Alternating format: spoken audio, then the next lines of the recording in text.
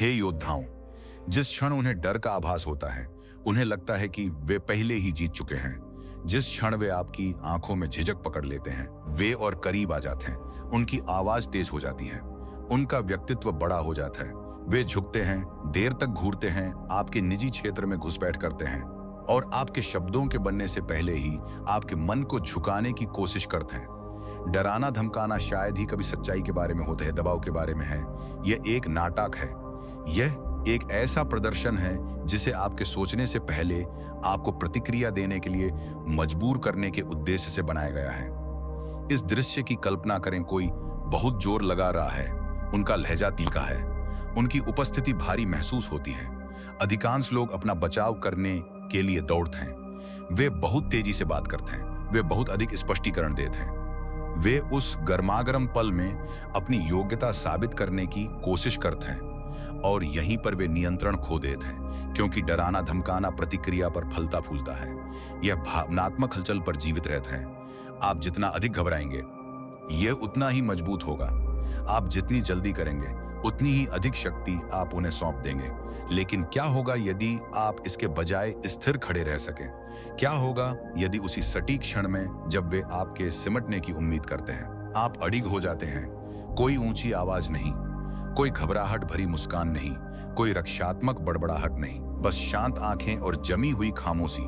अचानक पटकथा टूट जाती है, उनकी लय बिगड़ जाती है, उनके दबाव के पास उतरने के लिए कोई जगह नहीं बचती और बिना कोई मुक्का चलाए या आवाज उठाई शक्ति का संतुलन चुपचाप पलट जाता है। डराना धमकाना ताकत नहीं है।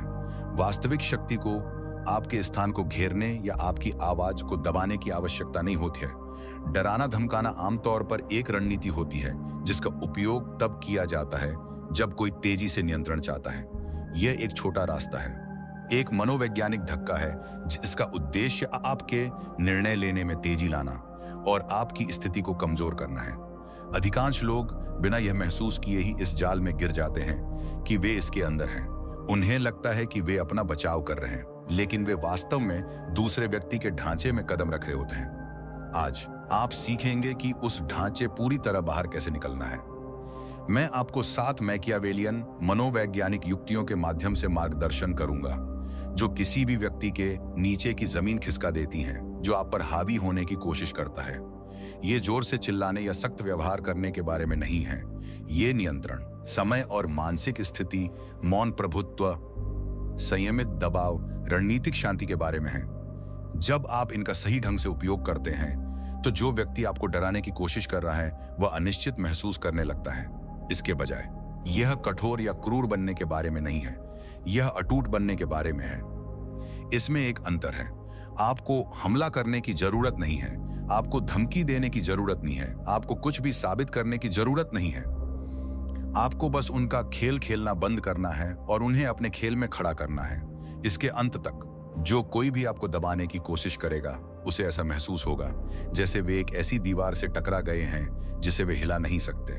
शुरू करने से पहले मैं चाहता हूं कि आप इस प्रतिज्ञान को टिप्पणियों में लिखें। शांति दबाव को हरा देती है। नंबर 1, मंच को जमा दें। डराने धमकाने का हर प्रयास एक प्रदर्शन है। वहां हमेशा एक छिपा हुआ मंच, एक अदृश्य रोशनी और आपसे एक अपेक्षित प्रतिक्रिया होती है। आक्रामक व्यक्ति केवल संवाद करने के लिए नहीं बोल रहा है, वे हलचल पैदा करने के लिए अभिनय कर रहे हैं। वे एक दृश्य बदलाव, एक रक्षात्मक उत्तर, एक घबराहट भरी हंसी, एक त्वरित खंडन, एक जल्दबाजी भरा जवाबी हमला चाहते हैं। वह प्रतिक्रिया ही उनका पुरस्कार है। यह उन्हें बताता है कि दबाव काम कर रहा है। जिस क्षण आप समझ जाते हैं कि डराना धमकाना एक नाटक है, आप दर्शक बनना बंद कर देते हैं और खाली कमरा बनना शुरू कर देते हैं। जब आप पर दबाव आता है तो आपकी पहली वृत्ति आमतौर पर गति होती है। तेज भाषण, तेज सोच, तेज भावना। आपका शरीर जितनी जल्दी हो सके तनाव की खाई को पाटना चाहता है। वह वृत्ति स्वाभाविक है और यही दूसरे पक्ष को लाभ पहुंचाती है। मंच को जमान का अर्थ है कि आप जानबूझकर उस गति को तोड़ते हैं। आप उत्तर देने के लिए जल्दबाजी नहीं करते, आप अपनी स्थिति का बचाव करने के लिए जल्दी नहीं करते। आप उस क्षण को हवा में उससे अधिक समय तक लटकने देते हैं जितना सहज महसूस होता है। चुप्पी आपकी पहली चाल बन जाती है, आखिरी नहीं। अपनी मुद्रा स्थिर रखें, अपने कंधों को सीधा रखें, अपनी सांसों को तेज करने के बजाय धीमा होने दें। अपनी आंखों को केंद्रित रखें, लेकिन शत्रुतापूर्ण नहीं। आप चुनौती नहीं दे रहे हैं, आप अविचलित हैं। यह स्थिरता एक ऐसा संकेत भेजती है जो किसी भी चतुर वाक्य से अधिक मजबूत है। यह कहता है, आपका दबाव काम नहीं आया।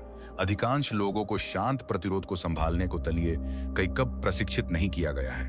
वे तर्क के लिए तैयार हैं, संयम के लिए नहीं। जब उनका भावनात्मक धक्का एक गतिहीन दीवार से मिलता है तो उनका निश्चय डगमगाने लगता है। यहाँ एक शक्तिशाली मनोवैज्ञानिक प्रभाव होता है। जब कोई बलपूर्वक उपस्थिति के माध्यम से हावी होने की कोशिश करता है और उसे कोई तत्काल प्रतिक्रिया नहीं मिलती है, तो आत्म जागरूकता भीतर की ओर मुड़ जाती है। वे स्वयं की निगरानी करने लगते हैं। उनका मन हमला करने से हटकर जांच करने की ओर चला जाता है। क्या मैं बहुत आगे बढ़ रहा हूं? क्या मैं मूर्ख दिख रहा हूं? वे प्रतिक्रिया क्यों नहीं दे रहे हैं? वह आंतरिक पूछताछ उनकी गति को कम कर देती है। जो ऊर्जा आपकी ओर लक्षित थी वह अब वापस उन्हीं में समा जाती है। यहां आपका चेहरा आपके शब्दों से अधिक मायने रखता है। नाटकीय भावों से बचें। कोई मुस्कुराहट नहीं, आंखें घुमाना नहीं, कोई अतिरंजित गंभीरता नहीं। तटस्थ रहना नाटकीय आत्मविश्वास से अधिक शक्तिशाली है। एक अदालत में सुन रहे न्यायाधीश के बारे में सोचें। चौकस, अपठनीय, जमीन से जुड़ा हुआ।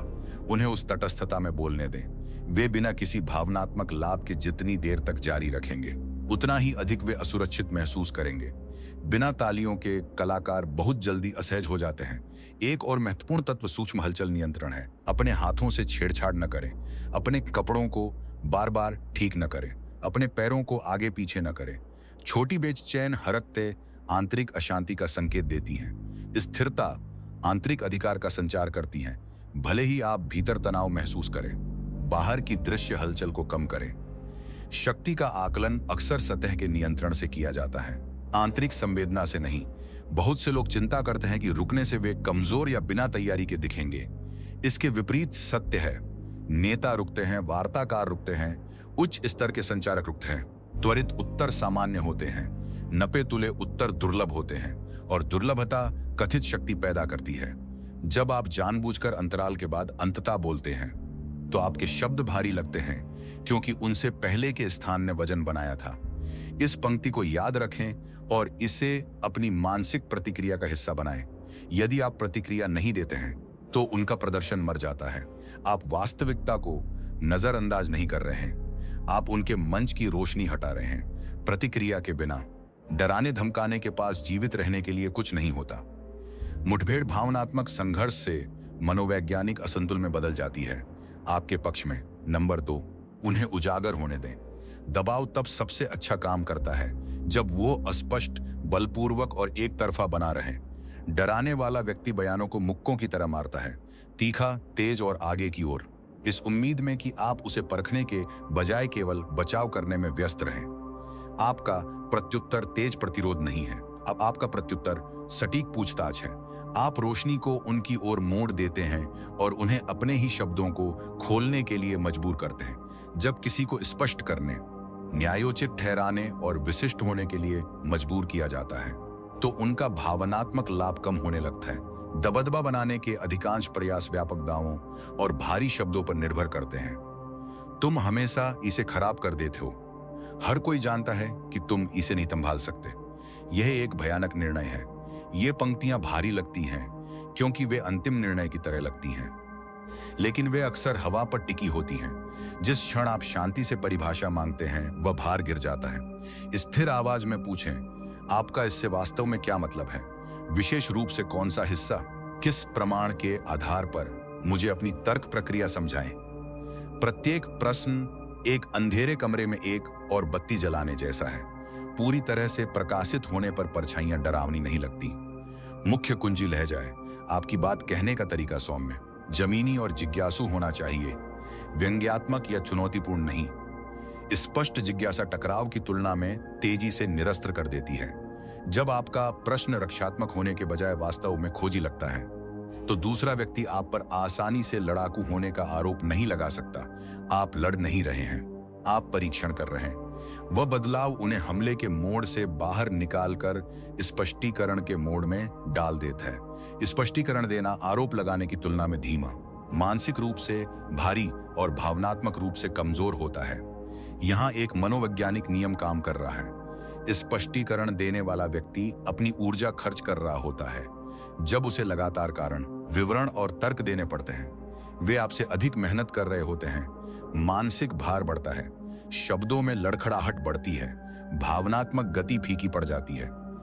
इस बीच आप संयमित रहते हैं और छोटे, सटीक प्रश्न पूछते हैं। आप बिना धक्का दिए दिशा दे रहे हैं। खुले और भटकने प्रश्न वाले प्रश्नों के बजाय सीमित करने वाले प्रश्नों का उपयोग करें। व्यापक रूप से शुरू करें और फिर उसे सिकोड़ें। वास्तव में आपको क्या समस्या दिख रही है? कौन सा परिणाम आपको सबसे अधिक चिंतित करता है? आपको वह जानकारी कहां से मिली? इसके बजाय आप क्या पसंद करेंगे? प्रत्येक परत अतिशयोक्ति को कम करती है और मान्यताओं को उजागर करती हैं। डराने धमकाने के कई तरीके भावनात्मक अतिशयोक्ति पर निर्भर करते हैं। विशिष्टता अतिशयोक्ति को खत्म कर देती है। एक और लाभ सामने आता है, विरोधाभास। जब कोई आक्रामक तरीके से बोलता है तो वे शायद ही कभी आंतरिक निरंतरता बनाए रख पाते हैं। जैसे जैसे वे विस्तार से बताते हैं, उनके पहले के दावे और बाद के तर्क के बीच अंतराल दिखाई देने लगता है।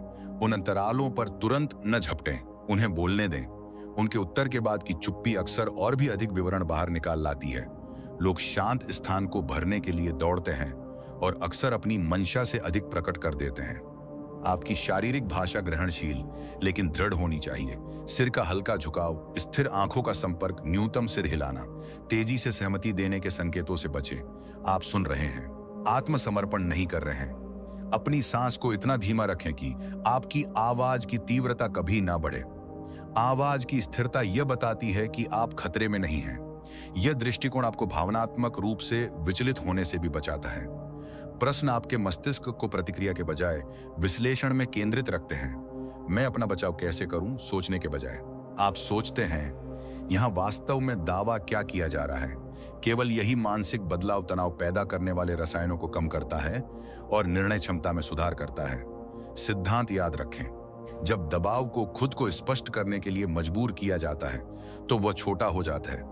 आप बच नहीं रहे हैं, आप विच्छेदन कर रहे हैं। और एक बार जब डराना धमकाना विच्छेदित हो जाता है तो वह शायद ही कभी सुरक्षित बच पाता है। नंबर 3, धीरे बोले धीरे चले। जल्दबाजी डराने धमकाने का ईंधन है। दबाव डालने वाला व्यक्ति गति चाहता है, तेज जवाब, तेज रियायतें, तेज भावनात्मक प्रतिक्रियाएं। वे उस क्षण को इतना कसकर संकुचित करने की कोशिश करते हैं कि आपके पास सोचने की जगह न बचे। आपका जवाबी उपाय जानबूझकर अपनाई गई गति है। आप उस क्षण को दबने देने के बजाय उसे खींच देते हैं। आप अपनी बोलने की शैली, अपने हाव भाव, यहां तक कि अपने सिर घुमाने की गति को भी धीमा कर देते हैं। नियंत्रित गति आंतरिक नियंत्रण का संकेत देती है जो आवाज की तीव्रता कभी नहीं दे सकती। जब मनुष्य खतरा महसूस करते हैं तो उनका तंत्रिका तंत्र तेज हो जाता है। शब्द कटे फटे निकलते हैं, वाक्य एक दूसरे के ऊपर चढ़ने लगते हैं, आवाज ऊंची हो जाती है, सांसें उथली हो जाती हैं। यह सब तनाव को प्रसारित करता है। भले ही आपके तर्क मजबूत हों, जल्दबाजी में कही गई बातें उन्हें कमजोर दिखाती हैं।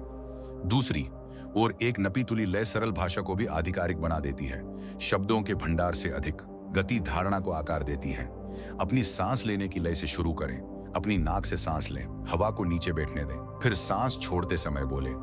यह स्वाभाविक रूप से बोलने की गति को कम करता है और स्वर को धीमा करता है। धीमा स्वर सभी संस्कृतियों में स्थिरता और विश्वसनीयता से जुड़ा होता है। आप नाटकीय दिखने की कोशिश नहीं कर रहे हैं, आपका लक्ष्य जमीनी होना है। कल्पना करें कि प्रत्येक वाक्य का कुछ वजन है।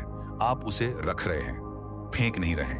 विचारों के बीच छोटे विराम दें, असहज अंतराल नहीं, जानबूझकर दिया गया अंतराल। किसी आवेशपूर्ण टिप्पणी का उत्तर देने से पहले एक संक्षिप्त क्षण गंभीरता पैदा करता है। यह दिखाता है कि आप भावनाओं से प्रेरित होने के बजाय अपने शब्दों का चुनाव कर रहे हैं। सुनने वाले सोचे समझे भाषण को प्रतिक्रियाशील भाषण से अधिक शक्तिशाली मानते हैं। वह विराम दूसरे व्यक्ति को अपने ही तनाव के भीतर प्रतीक्षा करने के लिए मजबूर करता है, जो उनके भावनात्मक आवेग को कमजोर करता है। आपकी शारीरिक गति आपके बोलने की गति से मेल खानी चाहिए। हाथों की तेज हरकतें, उंगली उठाना और खड़े होने की मुद्रा में अचानक बदलाव उत्तेजना का संकेत देते हैं। इसके बजाय हाव भाव को सीमित रखें। 5 के बजाय एक बार हाथ हिलाएं। लगातार स्थिति बदलने के बजाय एक बार मुद्रा ठीक करें। गति की मितव्ययिता के बारे में सोचें। उच्च स्थिति वाली उपस्थिति आमतौर पर हरकत में शांत होती है, व्यस्त नहीं। यहाँ एक विरोधाभास प्रभाव भी है जो आपके पक्ष में काम करता है। शांत गति के सामने आक्रामक व्यवहार अक्सर अराजक और बेतरतीब दिखने लगता है। जब एक व्यक्ति तेज और उग्र होता है जबकि दूसरा स्थिर और बेतहासा शांत रहता है, तो देखने वाले और यहाँ तक कि हमलावर का अवचेतन मन भी उस धीमी उपस्थिति को स्थिरता का दर्जा दे देता है। स्थिरता को शक्ति के रूप में पढ़ा जाता है, गति को तनाव के रूप में देखा जाता है। सावधान रहें कि आप सुस्ती की ओर न झुकें। लक्ष्य नियंत्रित गति है, आलस्य नहीं। आपके शब्द स्पष्ट होना चाहिए, आपका उच्चारण सटीक होना चाहिए। धीमे का अर्थ सुस्त होना नहीं है, इसका अर्थ सोची समझी चाल है। प्रत्येक वाक्यांश ऐसा महसूस होना चाहिए जैसे उसे रखा गया है, बिखेरा नहीं गया है। यदि आप देखते हैं कि आपकी गति बढ़ रही है तो जानबूझकर अपने वाक्यों को छोटा कर दें। छोटी पंक्तियों को नियंत्रण के साथ बोलना आसान होता है। इसका एक आंतरिक लाभ भी है। जब आप गति को विनियमित करते हैं तो आप भावनाओं को विनियमित करते हैं। शारीरिक गति और भावनात्मक तीव्रता एक दूसरे से जुड़ी होती हैं। बाहरी व्यवहार को धीमा करके आप अपने तंत्रिका तंत्र को यह संकेत भेजते हैं कि स्थिति प्रबंधनीय है। वह संकेत आपकी निर्णय क्षमता को बरकरार रखने में मदद करता है। इस मानसिक संकेत का उपयोग करें। दबाव गति बढ़ाता है, अधिकार धीमा कर देता है। इसे ही अपना मार्गदर्शक बनाएं। आप उनके तूफान की बराबरी नहीं कर रहे हैं, आप उसके चारों ओर का मौसम बदल रहे हैं। जब आपकी गति स्थिर रहती है तो आपको जल्दबाजी में डालने का उनका प्रयास अपनी पकड़ खो देता है। अब मैं चाहता हूं कि आप टिप्पणियों में यह प्रतिज्ञा लिखें, मेरी गति जीतती है। नंबर 4, स्थान को नियंत्रित करें। मानवीय बातचीत कभी भी केवल मौखिक नहीं होती। क्षेत्र, दूरी और स्थिति लगातार बातचीत की सतह के नीचे संकेत भेजते रहते हैं। एक डराने वाला व्यक्ति अक्सर मौखिक रूप से जीतने से पहले शारीरिक रूप से जीतने की कोशिश करता है। वे बहुत करीब आ जाते हैं, वे आप पर हावी होने की कोशिश करते हैं, वे आपकी दृष्टि को घेरने के लिए अपने शरीर को तिरछा कर लेते हैं, वे आपको इंच दर इंच पीछे हटने पर मजबूर करने की कोशिश करते हैं। वे इंच मायने रखते हैं। प्रत्येक छोटा पीछे हटने वाला कदम चुपचाप अधिकार दूसरे को सौंप देता है।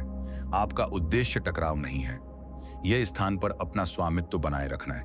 अपने खड़े होने के तरीके के प्रति जागरूक होकर शुरुआत करें। अपने पैरों को कंधे की चौड़ाई की स्वाभाविक दूरी पर जमाएं। संतुलित, कठोर नहीं, वजन समान रूप से वितरित। केवल यह मुद्रा ही बदल देती है कि आपके शरीर में दबाव कैसा महसूस होता है।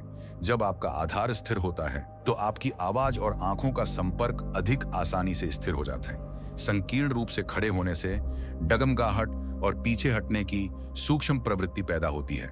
जमीन पर जमे पैर बिना आक्रामकता के तत्परता का संचार करते हैं। यदि कोई आपके व्यक्तिगत क्षेत्र में आगे बढ़ता है तो तुरंत पीछे हटने की सहज प्रतिक्रिया का विरोध करें। अधिकांश लोग असुविधा से बचने के लिए स्वचालित रूप से स्थान छोड़ देते हैं। वह स्वचालित झुकाव ही वह चीज है जिसे दबदबा बनाने वाली चाल सक्रिय करने की कोशिश कर रही होती है। इसके बजाय एक पल के लिए अपनी स्थिति पर बने रहें। उन्हें वह व्यक्ति होने दें जिसे महसूस हो कि उन्होंने सीमा पार की है। अक्सर जब उन्हें एहसास होता है कि आप सिकुड़ नहीं रहे हैं तो वे खुद को सुधार लेते हैं। आपके धड़ की स्थिति भी मायने रखती है। अपने सीने को खुला और सीधा रखें, बजाय इसके कि आप उसे दूसरी ओर घुमा लें। तिरछा होना पीछे हटने का संकेत देता है, सीधा संरेखण उपस्थिति का संकेत देता है। इसका मतलब यह नहीं है कि आप उन्हें एक चुनौती देने वाले की तरह घूरें। इसका मतलब है कि अपने शरीर के साथ आंशिक रूप से बाहर निकलने के बजाय पूरी तरह से वहीं उपस्थित रहें। पीछे हटने के बजाय सूक्ष्म समायोजन का उपयोग करें। कुल्हों से हल्का सा आगे की ओर झुकना, बहुत मामूली, बिना आक्रामक दिखे किसी और के आगे के दबाव को बेअसर कर सकता है। यह कहता है कि आप जुड़े हुए हैं, घिरे हुए नहीं। जुड़ाव को आत्मविश्वास के रूप में पढ़ा जाता है, पीछे हटने को भेद्यता के रूप में पढ़ा जाता है। अंतर केवल कुछ सेंटीमीटर का हो सकता है। वातावरण की वस्तुओं का बुद्धिमानी से उपयोग किया जा सकता है। एक मेज का किनारा, एक कुर्सी का पिछला हिस्सा, ये प्राकृतिक सीमाएं बनाते हैं। अपने और दूसरे व्यक्ति के बीच एक सूक्ष्म बाधा के साथ खुद को खड़ा करना बातचीत को सभ्य रखते हुए उनकी भीड़ लगाने की क्षमता को कम कर सकता है। यह छिपना नहीं है, यह बातचीत के क्षेत्र को व्यवस्थित करना है। सिर की ऊंचाई एक और मौन सूचक है। अपनी ठुड्डी को सीधा रखें। जब लोग दबाव महसूस करते हैं तो वे अक्सर अपनी ठुड्डी को नीचे दबा लेते हैं या रक्षात्मक रूप से ऊपर उठा लेते हैं। दोनों ही तनाव प्रसारित करते हैं। सिर की सीधी स्थिति तटस्थता और आत्मनियंत्रण को दर्शाती है। इसे ढीले कंधों के साथ जोड़ें, उठे हुए नहीं, झुके हुए नहीं, और आप बिना किसी दिखावे के जमीनी अधिकार प्रदर्शित करेंगे। आंखें स्थिर होनी चाहिए, लेकिन शत्रुतापूर्ण घूरने में बंद नहीं होनी चाहिए। लंगर की तरह सोचें, लेजर की तरह नहीं। आप उपस्थित और चौकस हैं, शिकारी नहीं। आंखों के संपर्क में छोटे प्राकृतिक अंतराल ठीक हैं, लेकिन इधर उधर देखने से बचें। आंखों की तेज हलचल पलायन की तलाश का सुझाव देती है। आंखों का सहज व्यवहार आंतरिक निश्चितता का सुझाव देता है। यहाँ एक मनोवैज्ञानिक सीमा प्रभाव काम करता है। जब आप अपने स्थान पर बने रहते हैं तो दूसरा व्यक्ति अवचेतन रूप से दर्ज करता है कि आगे बढ़ने के लिए प्रयास की आवश्यकता होगी। प्रयास आवेगी दबदबे वाले व्यवहार को कम कर देता है। आप बिना एक शब्द बोले डराने धमकाने की लागत बढ़ा रहे हैं। जो अपनी जमीन पर टिके रहते हैं वे ही ढांचे पर पकड़ रखते हैं। स्थान केवल भौतिक नहीं है, यह मुद्रा और स्थिति के माध्यम से व्यक्त किया गया मनोवैज्ञानिक क्षेत्र है। जब आप शांति से अपनी जमीन बनाए रखते हैं तो तनाव आपके ऊपर हावी होने के बजाय आपके चारों ओर पुनर्गठित हो जाता है। नंबर 5, रणनीतिक उदासीनता। दबाव डालने की कई युक्तियां भावनात्मक कुंडलियों पर निर्भर करती हैं। डराने वाला व्यक्ति ऐसी टिप्पणियां फेंकता है जिन्हें गर्व, क्रोध, शर्मिंदगी या खुद को साबित करने की जरूरत को सक्रिय करने के लिए डिजाइन किया गया है। वे एक ऐसी प्रतिक्रिया की तलाश में रहते हैं जो उन्हें लाभ दे सके। रणनीतिक उदासीनता उस डोर को काट देती है। आप चारा नहीं पकड़ते, इसलिए नहीं कि आप सुन्न हैं, बल्कि इसलिए क्योंकि आप इस बारे में चयनात्मक हैं कि आपकी भावनात्मक ऊर्जा किसे मिलनी चाहिए। यह निष्क्रिय व्यवहार नहीं है, यह नियंत्रित गैर निवेश है। आप पूरी तरह से जानते हैं कि क्या कहा जा रहा है, फिर भी आप इसे भावनात्मक महत्व न देने का विकल्प चुनते हैं। अधिकांश लोग शक्ति को प्रत्यक्ष विरोध के साथ जोड़कर देखते हैं। सच्ची मनोवैज्ञानिक शक्ति अक्सर शांत अनासक्ति नॉन अटैचमेंट होती है। जब कोई उकसाने वाली टिप्पणी आती है और उसे कोई भावनात्मक पकड़ नहीं मिलती तो वह गिर जाती है। पहला कदम आंतरिक लेबलिंग है। टिप्पणी को व्यक्तिगत रूप से ग्रहण करने के बजाय इसे मानसिक रूप से वर्गीकृत करें। यह दबाव डालने की एक चाल है, यह एक चारा है, यह दिखावा है। लेबलिंग उत्तेजना और भावना के बीच दूरी पैदा करती है। दूरी आपको विकल्प देती है, विकल्प आपको नियंत्रण देता है। उस अंतराल के बिना भावना स्वचालित रूप से व्यवहार को चलाती है। आपकी चेहरे की प्रतिक्रिया हल्की तटस्थ रहनी चाहिए, जमी हुई नहीं, अभिव्यंजक नहीं। शांत मुंह, स्थिर दृष्टि और समित माथा यह संदेश देते हैं कि अभी कुछ भी अस्थिर करने वाला नहीं हुआ है। जबरदस्ती की मुस्कुराहट या अतिरंजित गंभीरता से बचें। जरूरत से ज्यादा प्रबंधन बनावटी लगता है।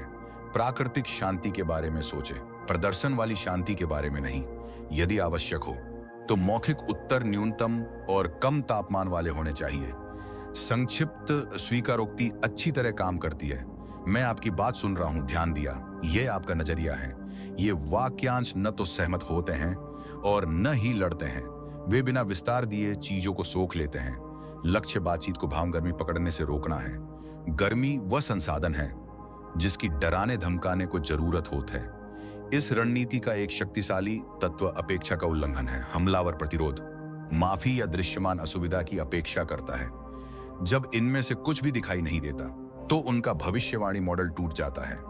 सामाजिक प्रभुत्व के प्रयासों के दौरान मनुष्य अनुमानित प्रतिक्रियाओं पर बहुत अधिक भरोसा करते हैं। जब भविष्यवाणी विफल हो जाती है तो आत्मविश्वास गिर जाता है। वे कुछ समय के लिए और अधिक जोर लगा सकते हैं, लेकिन भावनात्मक लाभ के बिना स्थिति को आगे बढ़ाना थका देने वाला हो जाता है। अपने सूक्ष्म संकेतों पर नजर रखें।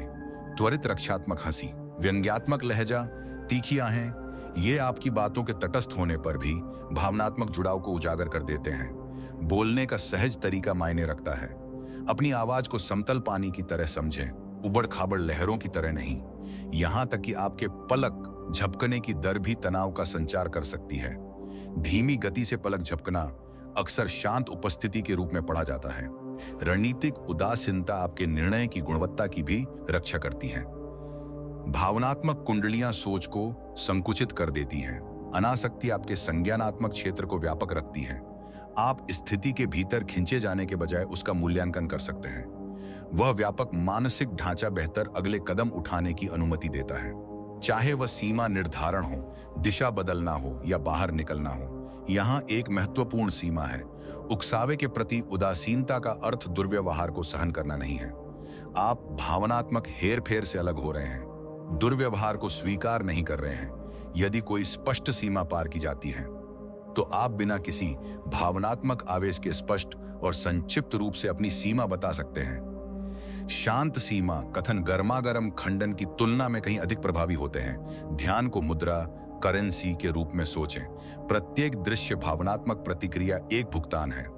केवल वहीं खर्च करें जहां प्रतिफल योग्य हो। जब आप भुगतान करना बंद कर देते हैं तो हेरफेर करने वाले अपनी युक्तियों के लिए धन खो देते हैं। उनका दबाव ईंधन से बाहर हो जाता है, जिसे आप भावनात्मक रूप से प्रायोजित करने से इनकार कर देते हैं। वह आपको मनोवैज्ञानिक रूप से नियंत्रित नहीं कर सकता। जानबूझकर चुनी गई विरक्ति कमजोरी नहीं है, यह प्रभाव है। नंबर 6, हारे बिना सहमत हूं। डराने धमकाने के अधिकांश परिदृश्य एक मजबूर चुनाव के भ्रम पर बने होते हैं। लड़ो या झुक जाओ, बहस करो या अधीन हो जाओ, धक्का दो या धक्का खाओ। यह विकल्प एक जाल है। यहाँ एक तीसरा रास्ता है, नपीतुली सहमति। आप अपनी स्थिति, अपनी सीमा या अपने अधिकार को छोड़े बिना जो कहा गया है उसके एक अंश को स्वीकार करते हैं। यह कदम आपकी पकड़ बनाए रखते हुए घर्षण को समाप्त कर देता है।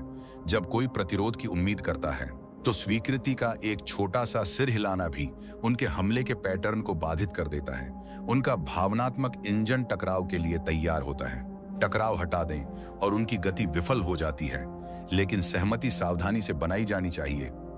आप निष्कर्ष को स्वीकार नहीं कर रहे हैं, आप दृष्टिकोण के एक टुकड़े, एक डेटा बिंदु या एक भावना को पहचान रहे हैं। सटीकता मायने रखती है। आंशिक वैधता वाली भाषा का प्रयोग करें। इसे देखने का यह एक तरीका है। मैं देख सकता हूं कि आप ऐसा क्यों सोचेंगे। इसमें एक बिंदु है, यह आपके लिए महत्वपूर्ण लगता है। ये वाक्यांश धारणा की पुष्टि करते हैं, प्रभुत्व की नहीं। आप पहचान रहे हैं कि उनका दृष्टिकोण मौजूद है, यह नहीं कि वह शासन करता है। यह अंतर आपकी स्वायत्तता को बरकरार रखता है। बोलने का तरीका फिर से महत्वपूर्ण है। आपका स्वर समतल, जमीनी और शांत होना चाहिए। कोई रक्षात्मक तीखापन नहीं, कोई विनम्र कोमलता नहीं। स्थिर स्वीकारोक्ति के बारे में सोचें। इस वाक्यांश को संयमित शारीरिक संरेखण और स्थिर आंखों के संपर्क के साथ जोड़ें। संदेश बन जाता है, मैं आपके दावे से डरा नहीं हूं, इसलिए मैं इसे पहचानने की क्षमता रखता हूं। यह रणनीति इसलिए काम करती है क्योंकि यह आपको विरोध में मजबूर करने के भावनात्मक पुरस्कार को हटा देती है।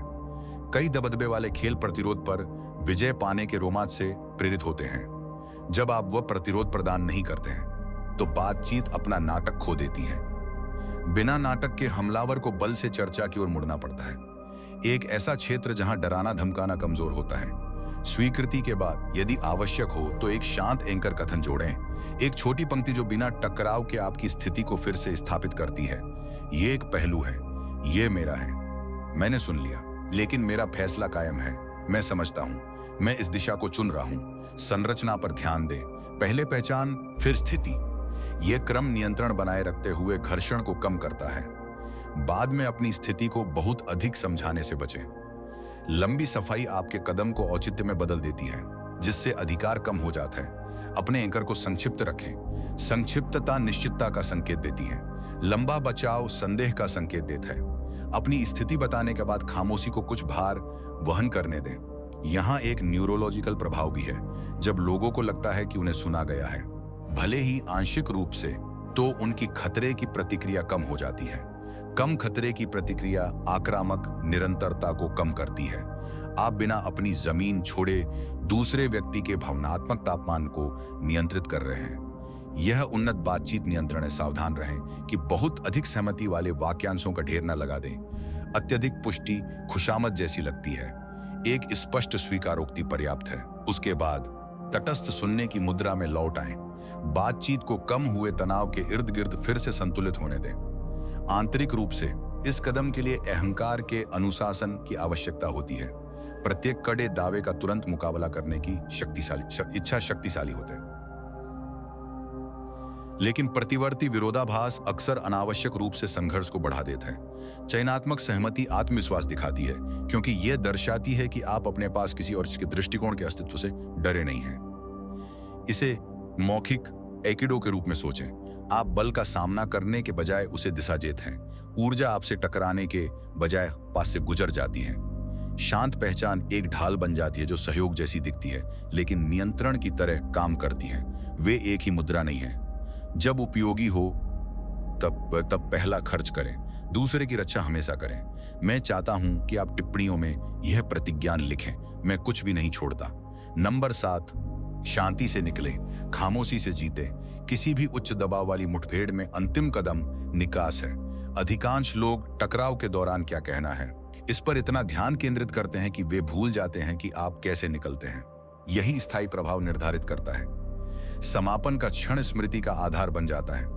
जो अंत को नियंत्रित करता है वही उस कहानी को नियंत्रित करता है जिसे लोग बाद में याद करते हैं। एक संयमित विदाई एक शक्ति कथन है जिसमें किसी प्रशंसा की आवश्यकता नहीं होती और जो किसी विवाद को आमंत्रित नहीं करती।